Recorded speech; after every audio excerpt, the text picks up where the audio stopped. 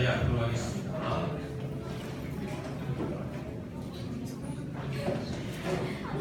시간이 되었습니다. 모두 자리에서 일어나 마음과 뜻을 다하여 하나님께 예배드리도록 하겠습니다.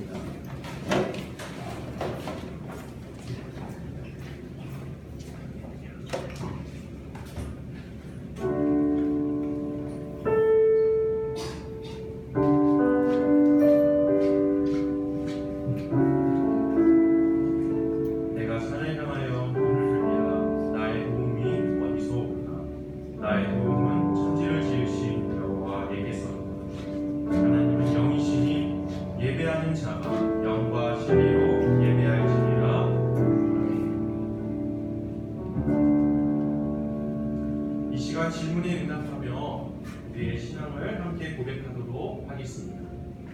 우리는 무엇을 믿습니까? 나는 전능하신 아버지 하나님 천지의 창조주를 믿습니다. 우리는 또 무엇을 믿습니까? 나는 그의 유일하신 아들 우리 주 예수 그리스도를 믿습니다. 그는 성령으로 잉태되어 동정녀 마리아에게서 나시고 본디오 빌라도에게 고난을 받아 십자가에 못 박혀 죽으시고 장사된 지 사흘 만에 죽은 자 가운데서 다시 살아나셨으며 하늘에 오르시어 전능하신 아버지 하나님 우편에 앉아 계시다가 거기로부터 살아있는 자와 죽은 자를 심판하러 오십니다. 우리는 또 무엇을 믿습니까? 나는 성령을 믿으며 거룩한 공교회와 성도의 구제와 죄를 용서하는 것과 몸의 부활과 영생을 믿습니다. 아멘. 하나님의 뜻에 자신을 비추어 살피고 예수님 앞에 고백하는 시간입니다. 예수님의 뜻에 순종하지 못한 우리의 생각과 말과 행동들을 생각하며 회개하며 우리의 마음을 진실하게 고백하도록 하겠습니다.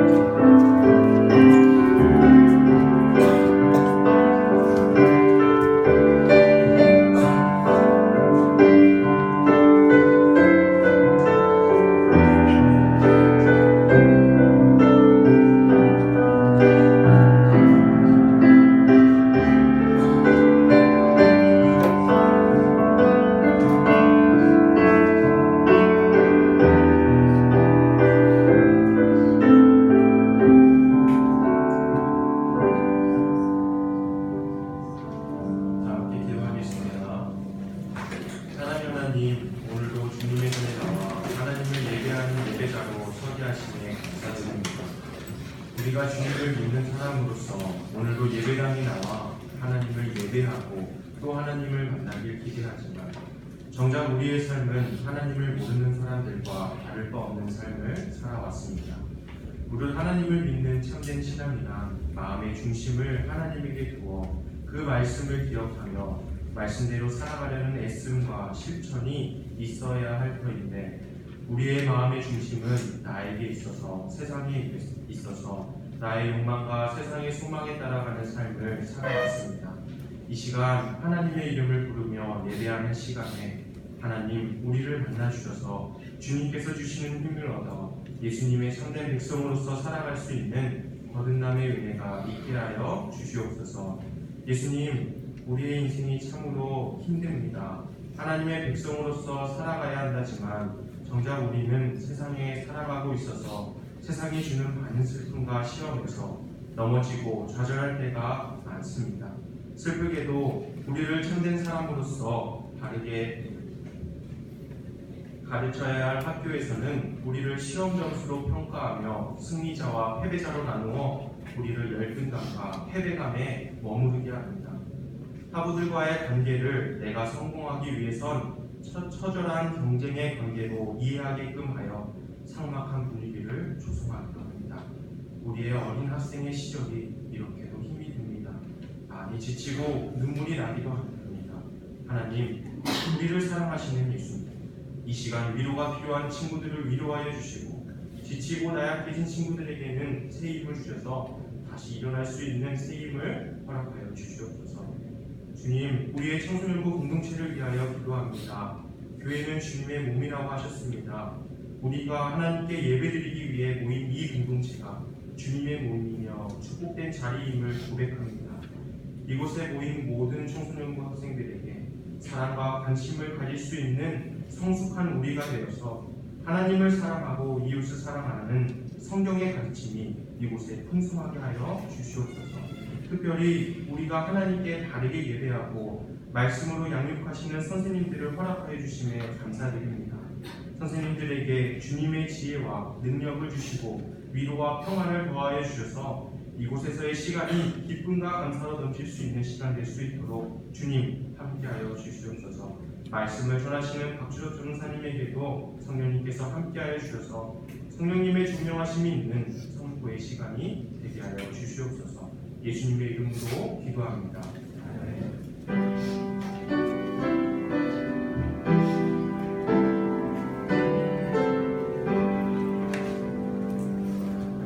이 시간 우리를 대표하여 정상훈 학생 말씀을 공독하도록 하겠습니다.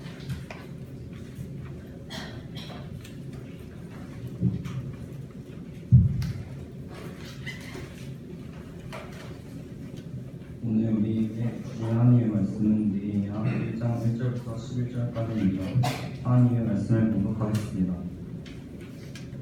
하갈의 아들 느헤미야의 말이라. 아닥사스다 왕 제20년 기슬르월에 내가 수상 가운데 있는데 내 형제들 가운데 하나인 하나니가 죽어 사람과 함께 유다에서 내게 이르렀기에 내가 그 사로잡힘을 명하고 남아있는 유다와 예루살렘 사람들의 형상을 묻는데 그들이 내게 이르되 사로잡힘을 명하고 남아있는 자들이 그 지방 거기에서 큰 환난을 당하고 능력을 받으며 예루살렘 하면 허물어치고 성문들은 불탔다 하는지라.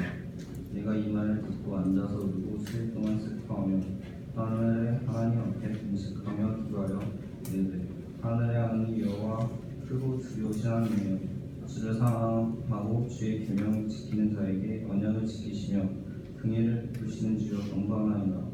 이제 종이 주의 종들인 이스라엘 자손을 위하여 주야로 기도하오며 우리 이스라엘 자손이 주께 범죄한 죄들을 자복하오니 주는 귀를 기울이시며 눈을 열시사 종의 기도를 들으시옵소서.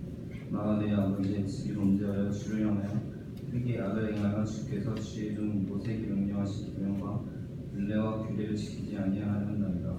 옛적에 주께서 주의 종 모세에게 명령하여 이르시되 만일 너희가 범죄하면 내가 너희를 여러 나라 가운데 흩을 것이고 만일 네게로 돌아와 내 계명을 지켜 행하면 너희 쫓긴 자가 하늘 끝에 있을지라도 내가 거기서부터 너를 주려고 택한 곳에 돌아오게 하리라 하신 말씀을 이제 청하건대 기억하옵소서.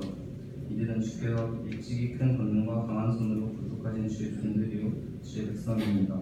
주여 구하오니 귀를 기울이사 종의 기도와 주의 이름을 경외하기를 기뻐하는 종들의 기도를 들으시고 오늘 종이 형통하여 이 사람들 앞에서 은혜를 입게 하옵소서 하나이니 내가 왕의 쓸 관원이 되었느니라.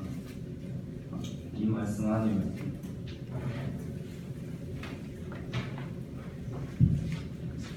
법정부의 신앙의 찬양이 있은 후에 박준 목사님이 말씀을 하시도록 하겠습니다.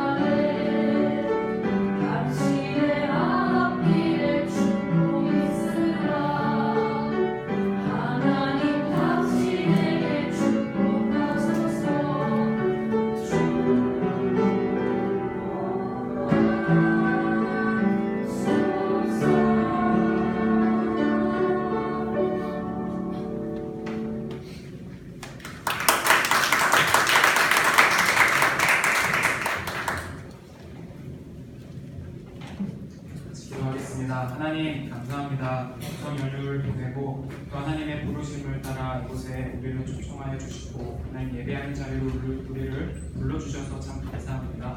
하나님 우리의 마음이 다른 곳에 있다면, 우리의 마음이 흩어져 있다면, 우리의 마음에 하나님의 음성이 들려져야 한다면 하나님 오늘 말씀해 주시고 들려주신 주님의 그 음성에 기쁨으로 따라갈 수 있도록 성령님 우리에게 믿음과 용기를 주십시오. 예수님의 이름으로 기도드립니다.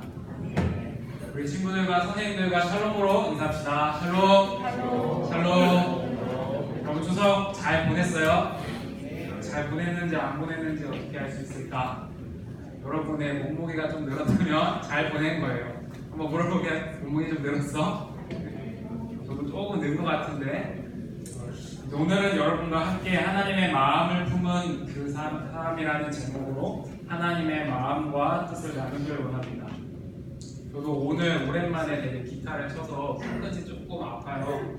여러분은 어때요? 여러분은 근래 가장 간절하게 기도했던 때가 언제인가요? 한번 손들게 볼게요.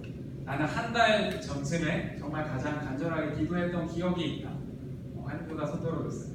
나는 한 2주 전에 간절히 기도했던 기억이 있다. 나는 일주일.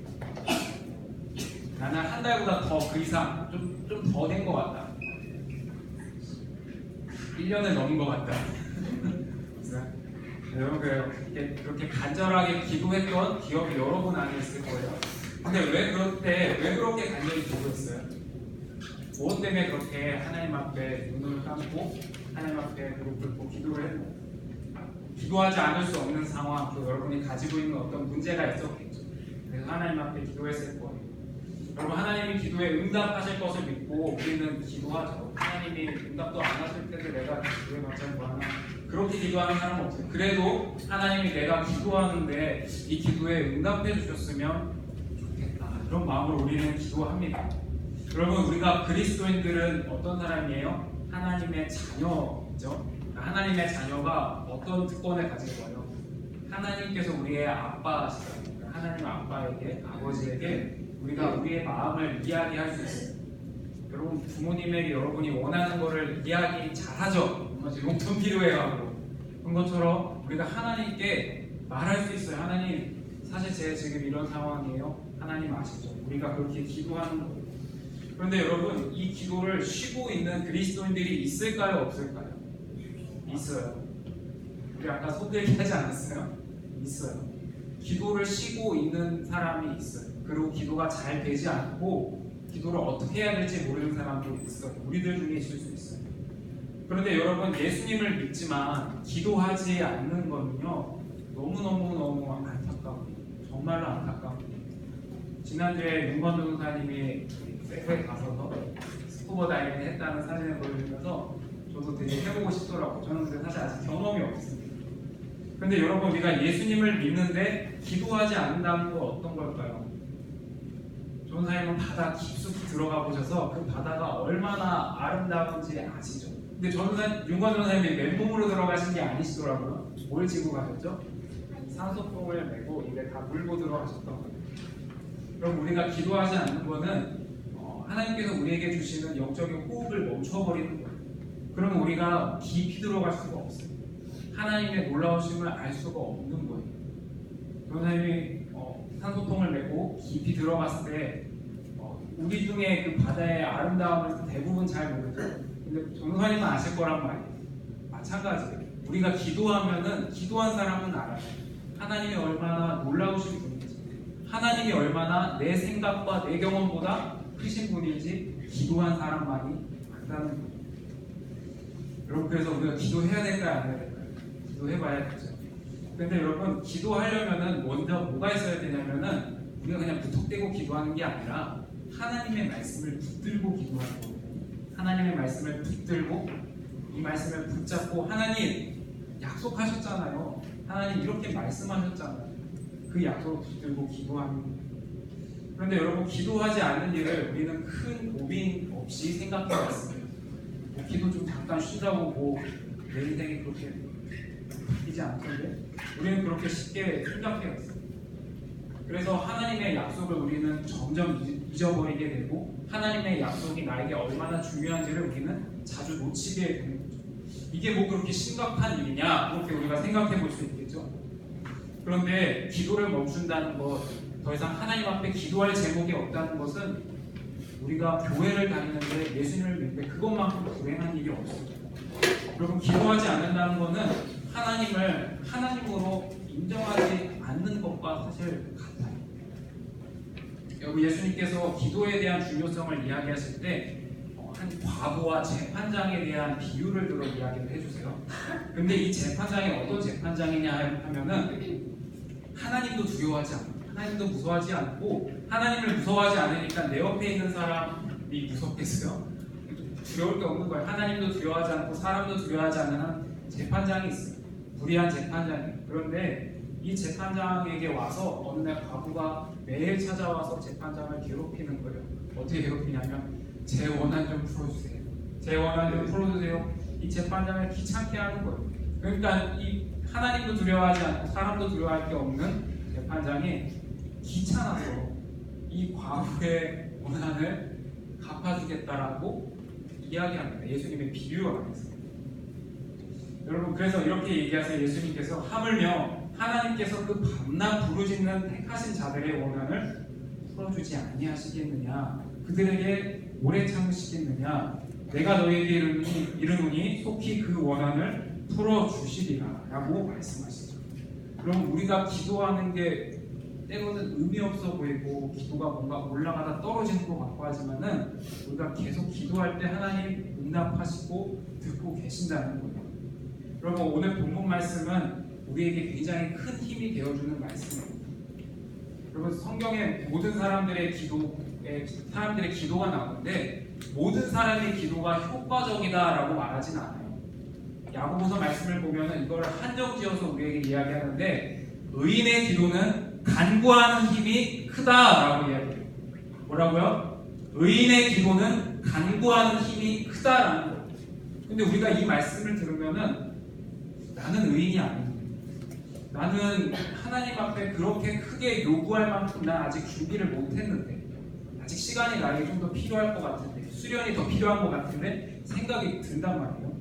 근데 여기서 여러분 느끼는 우리가 이런 실망감은 사실 잘못된 실망감이에요. 우리 말씀을 같이 찾아볼까요? 성경책이 있으면은 신약성경 빌립보서 말씀을 찾아봤으면 좋겠습니다. 빌립보서 3장 7절에서 9절 말씀을 우리 같이 볼 거예요. 빌립보서 3장 7절에서 9절 말씀입니다. 찾은 친구들은 저에게 좀 눈빛을 보내주시겠어요? 빌립보서 3장 7절에서 9절 말씀입니다. 우리 고마워요. 같이 한번 읽어보겠습니다. 빌립보서 3장 7절에서 9절 시작. 그러나 무엇이든지 내게 유익하는 것을 그리스도를 위하여 다 해로 여길 뿐더러 또한 모든 것을 해로 여김은 예수 그리스도 예수를 아는 지식이 가장 고상하기 때문이라.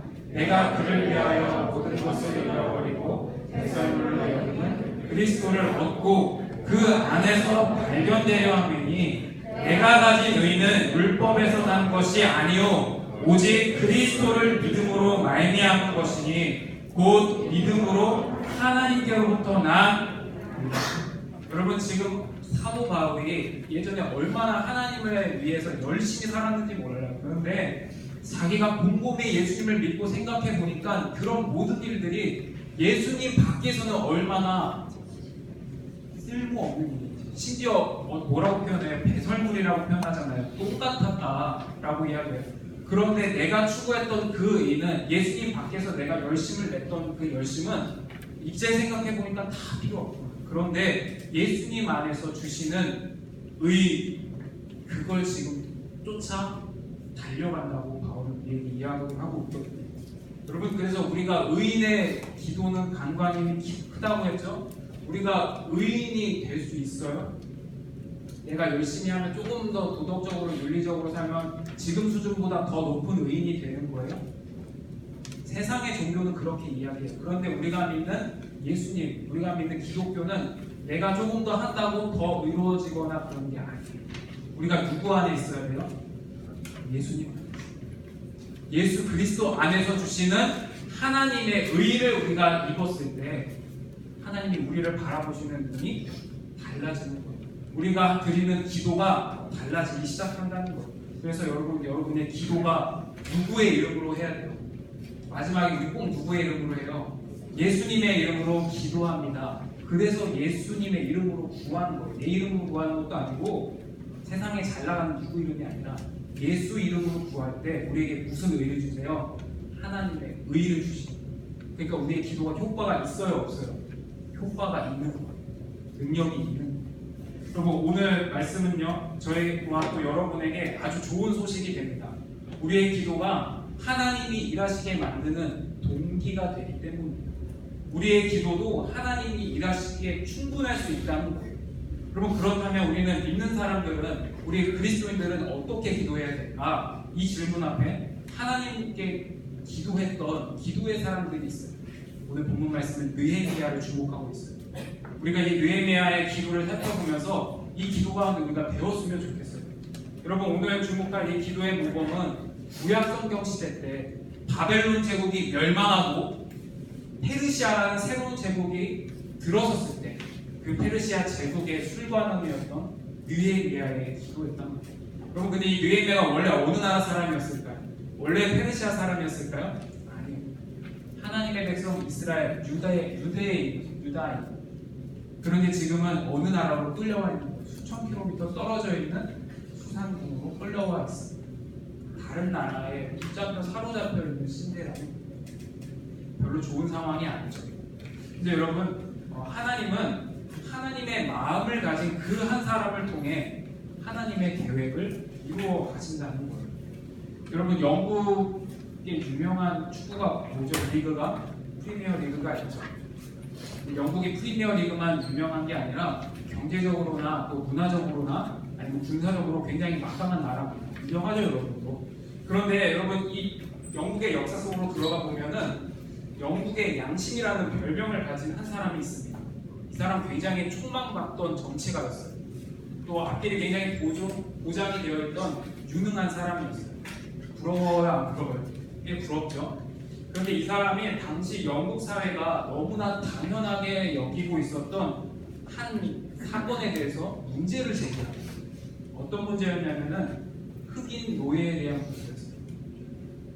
영국 사회에 너무나 만연해 있어서 아무도 거기에 대해서 그게 뭐가 잘못됐는데 이야기하지 않아요. 심지어 신앙인들조차, 교회 다니는 사람들조차 노예 제도에 대해서 침묵할 때 이 한 사람은 저항했습니다. 그래서 자신이 누릴 수 있는 보장된 미래와 명예보다 하나님의 마음을 자신의 마음에 채우기 시작했습니다.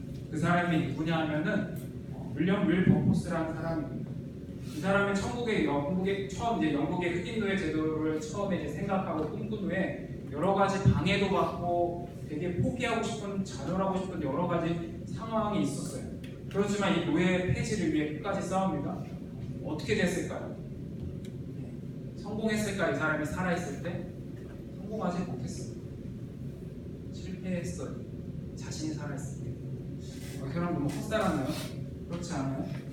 이 사람이 죽은 후에 얼마 있지 않아서 1807년에 노예무역 제도가 폐지됐고 1833년에 윌버포스가 죽고 난 몇 달 후에는 영국 전역에서 노예 제도가 법으로 금지되는 역사가 있었어요.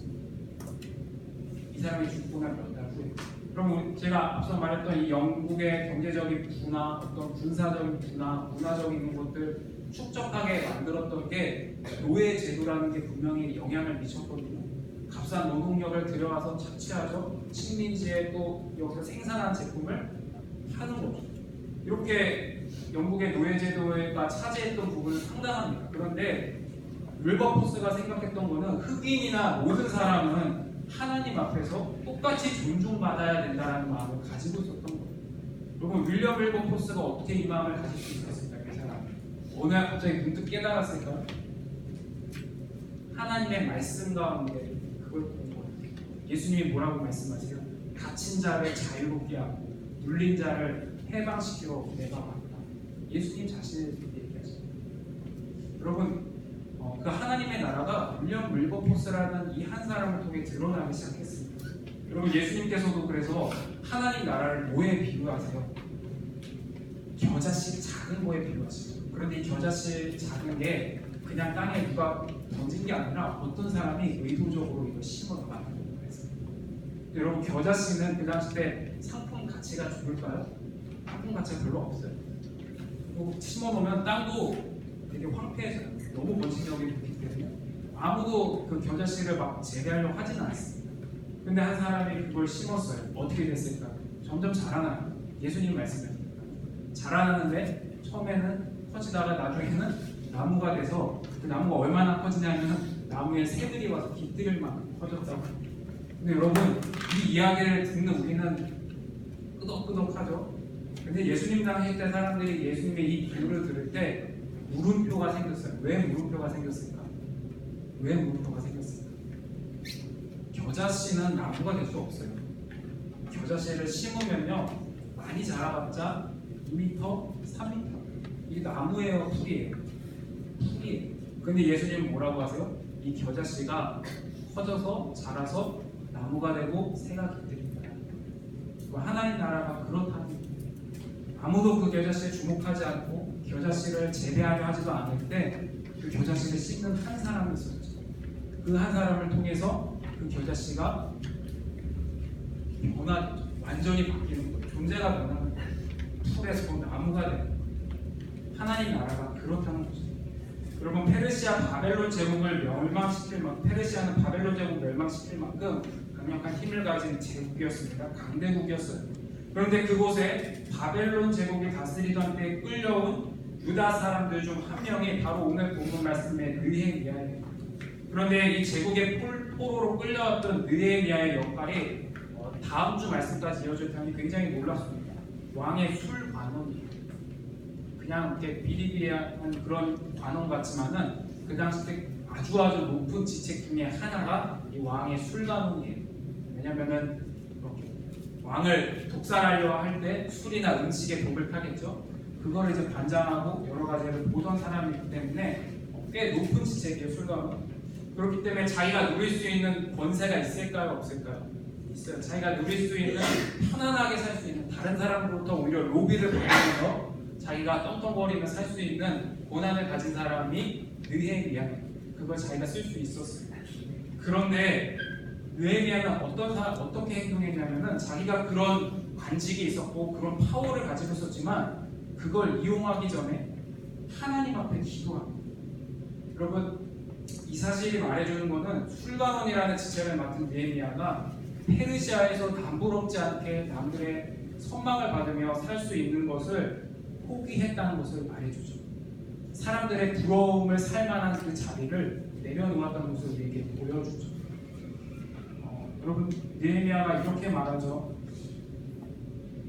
내 형제들 가운데 하나냐가 두어 사람과 함께 유다에서 내게 이르렀기로 내가 그 사로잡힘을 면하고 남아있는 유다와 예루살렘 사람들의 형편을 물은즉 자기 동생 하나냐에게 예루살렘이 지금 어떤 상황인지 물어본 거예요. 이렇게 되는 거예요. 그들이 내게 이르되 사로잡힘을 면하고 남아있는 자들이 그 지방 거기에서 큰 환난을 당하고 능욕을 받으며 예루살렘 성은 허물어지고 성문은 불탔다 하는지.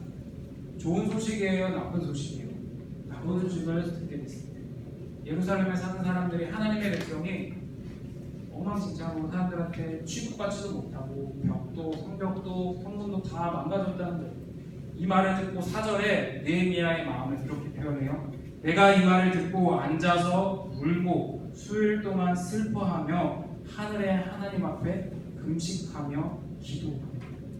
이 말을 듣고 앉아 슬피우며 금식하고 기도했다는 거예요. 그러면 우리가 특히 구약 성경을 읽을 때 동사를 주목할 필요가 있어요. 한 절에서 몇 개의 동사가 나와요. 듣고 앉아서 울고 슬퍼하며 금식하며 기도했다. 이 짧은 한 절에서 6개의 동사를 쓰고 있는 것은 이 성경이 이 말씀, 이 동사에, 이 절에 집중하고 있다는 거예요. 우리가 집중할 때 어떤 마음이에요? 느헤미야가 자신은 지금 잘 누리고 살 수 있지만 나의 동족, 우리 유대인들은 그곳에서 고통받고 있구나. 그 마음을 들었을 때 슬피 울며 금식하며 기도하게 됩니다. 여러분, 느헤미야는 페르시아 제국에서 명예와 성공을 누리지 않았습니다. 느헤미야 동생에게 들었던 그 안타까운 고향의 소식, 자기 조국의 이야기를 듣고 느헤미야는 기도하게 됩니다. 여러분, 우리도 주권을 잃어본 기억이 있는 안타까운 역사를 가진 나라입니다. 나라의 주권을 잃은 이 남유다의 백성들도 그랬습니다. 주변 민족으로부터 계속 손가락질 당하는 거예요. 너희들이 믿는 하나님이 도대체 살아있기는 하냐? 너희들이 하는 기도가 도대체 무슨 능력이, 무슨 효과가 있냐? 그런 소식을 듣지 않았을까요? 페르시아 제국에서 수없이 들었겠죠. 그 탄식을 들었겠죠. 그런데 여러분, 우리도 그런 이야기 듣죠. 우리가 교회 다니면서 교회를 다니는데도, 예배 드리는데도 내 삶이 별로 바뀌지 않는 것 같을 때, 내 기도가 효과가 없는 것 같을 때, 하나님이 내 기도에 응답하지 않으시는 것 같을 때 우리도 그런 마음이 들어요. 여러분, 추석 연휴 때 가보면은 여러분 친척들이 다 교회 다니시세요? 되게 잘 안 돼요. 저희도 사촌 형제들이 교회 잘 안 가요. 기도하는데 근데 여러분, 이렇게 보면은 은연중에 내가 비교하고 싶지 않은데 비교되지 않아요?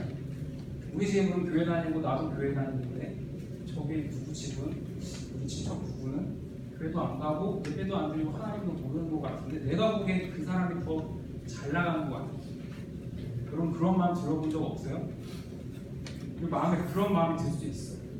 그런데 이런 괴로운 탄식의 소로가 여러분 가운데 있다면 느헤미야를 한번 기억해 보세요. 여러분, 느헤미야에게 망해버린 자기의 조국, 또 수많은 사람들이 빼앗겨버린 행복과 안전, 이런 현실 가운데서 느헤미야는 하나님 살아계시긴 합니까? 하나님 살아계시면 어떻게 제가 이럴 수 있습니까? 그렇게 따지기 전에 뭐예요? 하나님 앞에 기도. 근데 기도하는데 두 가지의 원리가 있어요. 첫 번째는 회개했다는 거예요. 그리고 두 번째는 하나님의 말씀, 언약의 말씀을 붙잡았다는 거예요. 먼저 우리 회개에 대한 이야기를 좀 살펴보려고 하는데, 우리가 회개할 때 내가 회개했다라는 걸 어떻게 알 수 있죠? 저 회개하고 싶은데 그러면 회개한 사람은 어떻게 하는 게 회개하는 거예요? 계시록 말씀에 회개가 뭘까라는 거를 예수님 이렇게 말씀해 주세요. 계시록 말씀을 보면은 7개 교회에 편지를 쓰는데 그 중에 마지막 7번째 교회가 라우디게아 교회였어요.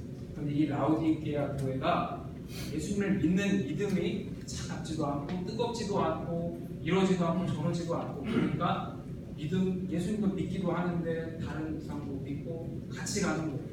그런데 예수님 이때 뭐라고 말씀하시냐면, 예수님 직접 하신 말씀이에요. 물은 내가 사랑하는 자를 책망하여 징계하느니 그러므로 내가 열심을 내라 회개하라. 예수님 말씀이에요. 근데 20절에 이렇게 말씀하세요. 볼지어다 내가 문 밖에 서서 두드리노니 누구든지 내 음성을 듣고 문을 열면 내가 그에게로 들어가 그와 더불어 먹고 그는 나와 더불어 먹으리라. 예수님이 라우디게아 교회가 빠져있는 죄와 잘못 가운데 분명히 돌이키고 회개하라고 메시지를 주세요. 그런데 그 말씀 다음에 바로 이어지는 말씀이 뭐냐면은 내가 문 밖에서 두드리고 있다는 거예요.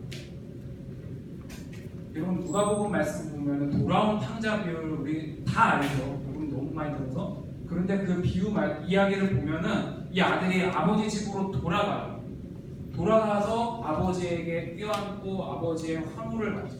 그런데 우리가 생각하기에는 이 둘째 아들이 돌아왔기 때문에 아버지에게 환영을 받았다라고 생각하지만, 사실 말씀을 자세히 보면은 아버지가 이 아들보다 먼저 앞서 나와 아들을 기다리고 있다는 걸 우리가 말씀합니다.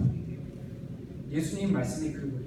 내가 너에게 우리의 마음의 문을 예수님 두드리고 계세요. 주 하나 두드리고 계세요.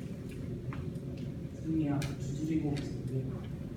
여러분, 그러면 우리가 회개한다는 거는 막 여기 앉아가지고 무릎 꿇고 십자가에 머리 찍고 있는 게 회개가 아니에요. 우리의 마음을 두드리시는 그 주님께 내 마음을 드리고 주님 제 안에 와주세요. 그게 회개예요. 주님이 내 안에 계시면 뭘 할까요? 주님과 같이 사는 거죠. 그러니까 그게 회개라는 거예요. 여러분, 느헤미야가 먼저 하나님 앞에 회개했어요. 하나님, 나뿐만 아니라 나의 가족도 우리의 민족도 하나님 앞에 죄지었습니다. 하나님 순종하여 하라고 하셨는데 불순종한 결과가 지금 우리가 누리고 있는 이 현실입니다. 돌이켰다는 겁니다. 여러분 먼저 하나님 앞에 기도할 때 주님이 여러분의 마음의 문을 두드리시거든요. 그때 어떻게 해야 돼요? 우리의 마음을 열고 우리의 마음을 열고 주님이 다시 우리를 찾으시도록 우리 안에 오시도록 여러분 받아들인다는 겁니다. 여러분 두 번째 느헤미야의 기도의 원리는 하나님의 약속의 말씀을 붙잡았다는 겁니다. 하나님의 약속의 말씀을 붙잡았다는 게 참 뭘까? 그것도 좀 어려운 말씀이죠. 여러분 제가 추석 연휴 때 난지도에 갔었어요. 난지도 캠핑장에 가게 됐는데 지난주에 태풍이 왔었죠. 네, 링링 와서 이쪽 강서구 쪽이랑 김포랑 일산이랑 인천 이쪽이 난리가 났어요. 운동생이 잘 아시던데. 근데 저는 이제 집이 그쪽은 아니에요. 다른 지역이다 보니까 이 피해가 어느 정도인지 사실 막 눈으로 직접 목격하기 좀 어렵더라고요. 근데 캠핑장을 가서 알았어요. 나무가 진짜 큰 나무인데 막 버드나무도 있고 여러 나무가 있는데 그냥 뿌리가 뽑혔어요. 뿌리가 뽑혀서 그냥 누워줘요. 한두 그루가 아니라 여러 그루가 뿌리가 뽑혀서 누워져서 부러졌어요. 그 정도 큰 나무가 쓰러질 정도면 바람이 어마어마했다는 얘기잖아요. 그런데 여러분 옆에 조금만 가서 보면요 그것보다 한 제 키보다 조금 더 큰 나무가 있어요. 그 조그만 나무는 멀쩡해요. 부러지지도 않았고 뿌리도 뽑히지 않고 멀쩡하고 무슨 차일까 제가 좀 들여다봤거든요. 보니까 그 큰 나무는 잔디밭에 땅이 되게 무르잖아요. 거기에 심겨져 있는데 바람이 너무 세게 부니까 다 뽑힌 거예요. 큰 나무를 뿌리가. 그런데 작은 나무지만은 단단한 땅에 좀 척박하지만 그런 땅에 심겨진 나무는 작은 나무지만 뽑히지 않아요. 여러분 그 추석 때 친척들을 보면서 여러분 내심 부러워하는 마음들 그런 마음일 수 있어요. 그런 눈으로 봤으면 좋겠어요. 나는 지금 작아 보이고 내가 믿는 믿음 내 기도가 별로 효과가 없고 뭐 하나님 계신지 안 계신지 모를 때 여러분 우리의 뿌리를 어디다 둬야 돼요? 하나님의 말씀 언약 가운데 우리의 뿌리를 내릴 때 여러분 분명 다르다는 거예요. 여러분 교회를 다니지 않는 사람도 세상적으로 성공해요 성공 안 해요? 성공하죠. 교회를 다니지 않는 사람도 명문대를 가요 안 가요? 명문대 다 가요. 교회 다니지 않는 사람도 다른 사람들이 부러워하는 삶을 살아요 안 살아요? 살아요. 여러분 안에도 그런 성공과 인정을 바라는 마음이 있을지 몰라요. 당연한 마음일지 있을 수 있어요. 그런데 느헤미야는 이미 그런 위치에 있었어요. 사람들의 부러움, 사람들의 선망을 사는 위치에서 거기에 안주하지 않았다는 거예요. 자기가 누릴 수 있는 것들을 내려놨죠. 왜요? 하나님의 말씀이 있었기 때문에. 그리고 하나님을 바라고 그리고 하나님의 마음으로 세상을 보니까 무엇이 보여요? 고통받고 있는 내 동족 이스라엘 백성들이 보이기 시작합니다. 그럼 우리가 기도하면요 뭐가 보여야 되냐면은 하나님이 내 필요를 채워주시네? 먼저는 그게 보일 거예요. 그런데 내 기도가 점점 깊어지면은 하나님이 지금 뭘 보고 계실까? 거기에 우리의 시선이 바뀌어야 돼요. 그럼 우리 10월 첫째 주가 뭐 하는 날인지 혹시 기억하세요? 친구 초청하는 주일이에요. 여러분 오늘 같이 기도할 때 하나님께서 여러분에게 그 눈을 열어주셨으면 좋겠어요. 여러분의 기도가 점점 깊어질수록 나를 향해서 기도가 내 주변을 향해 갔으면 좋겠어요. 내 친구들, 예수님 알지 못하는 그냥 살아가는 친구들, 친척들, 가족들에게 여러분의 시선이 향했으면 좋겠습니다. 여러분 우리 그리스도인으로 고백하며 이제부터 모여서 예배드립니다. 그렇다면은 여러분 주님이 걸어가신 그 길을 주목해 보세요. 예수님이 걸어가신 길. 느헤미야가 선택했던 그 믿음의 길을 주목해 보세요. 여러분 자기를 비우고 또 하나님의 뜻을 채워보세요. 나의 생각을 비우고 하나님의 온전한 뜻을 채우는 게 기도하는 사람의 반드시 일어나는 결과입니다. 여러분 하나님께서는 그런 한 사람을 통해 하나님의 일을 하나님의 계획을 이루어 가신다는 것입니다. 우리 이 말씀을 기억하며 같이 함께 마지막에 불렀던 찬양 내가 주인 삼은 모든 것 내려놓고 찬양 함께 일어나서 고백하며 찬양하며 기도하겠습니다.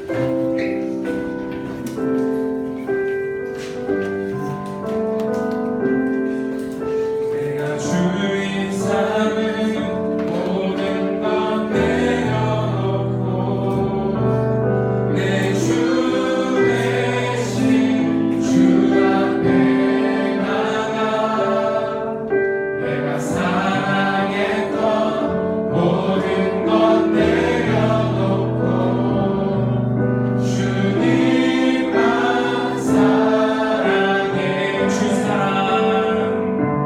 주 사랑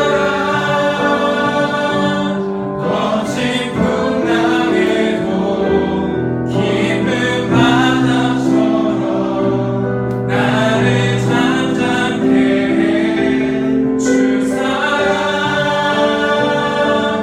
내 영혼의 반석 그 사랑 위에 서 다시 한번 고백합시다. 우리의 중심을 담아 고백합시다. 내가 주인 삼은 모든 것 내려놓고 내 주 대신 주 앞에 나가 내가 사랑했던 모든 것 내려놓고 주님만 사랑해 계속해서 고백합시다. 주 사랑 거친 풍랑에도 깊은 바다처럼 나를 잠잠케 해주 사랑 내 영혼의 반석 그 사랑 위에 서리 주 사랑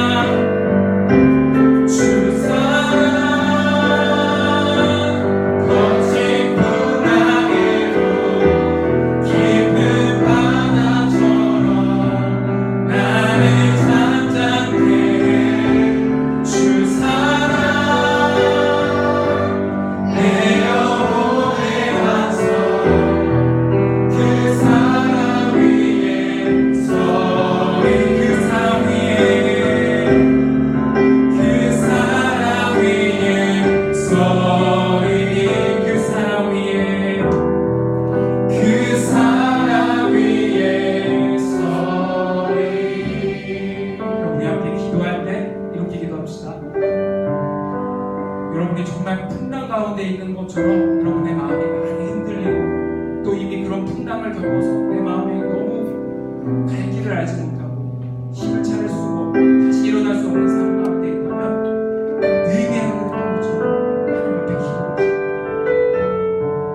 페르시아라는 거대한 제국과 페르시아를 통치하는 그 왕 앞에서도 느헤미야가 당당할 수 있었던 것은 크신 하나님을 바라봤던 그 영적인 눈이 있었기 때문입니다. 여러분 상황이 얼마나 좋지 않은 상황이든지 여러분 그 상황이 얼마나 힘들지 간에 하나님을 바라봤으면 좋겠어요. 주님을 바라볼 때 하나님의 그 일을 이루어 가시거든요.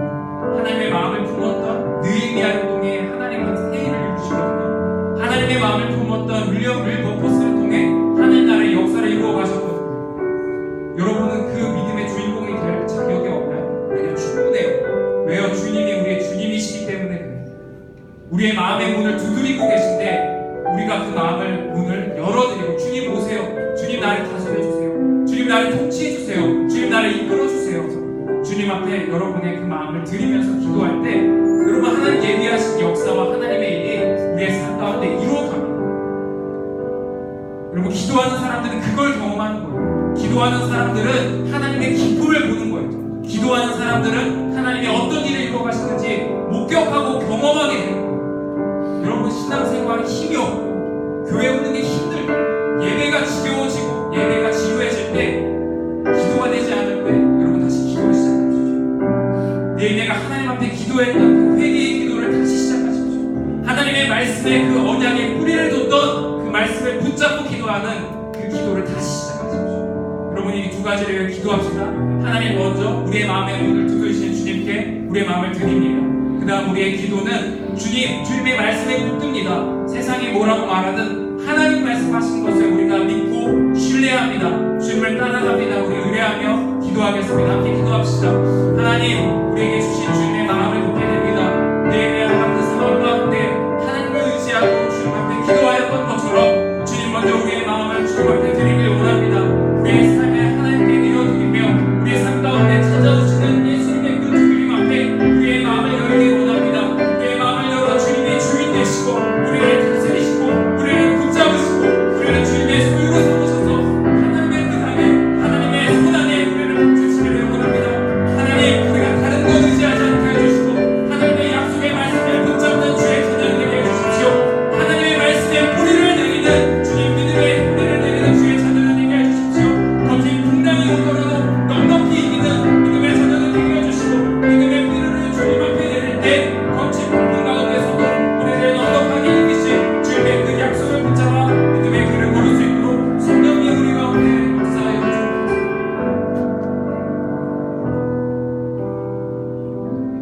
모든 이 기도의 간구를 우리 주 예수 그리스도의 이름으로 기도드립니다. 아멘. 하나님 앞에 귀한 봉헌 올려드리겠습니다.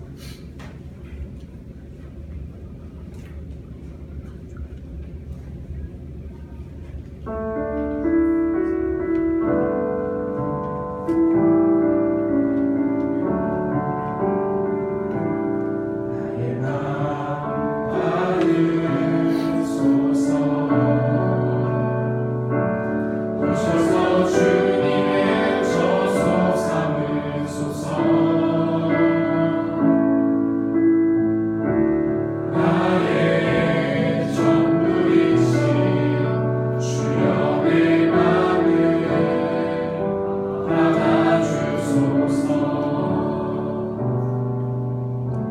하나님, 이 예물을 주님 앞에 올려드립니다.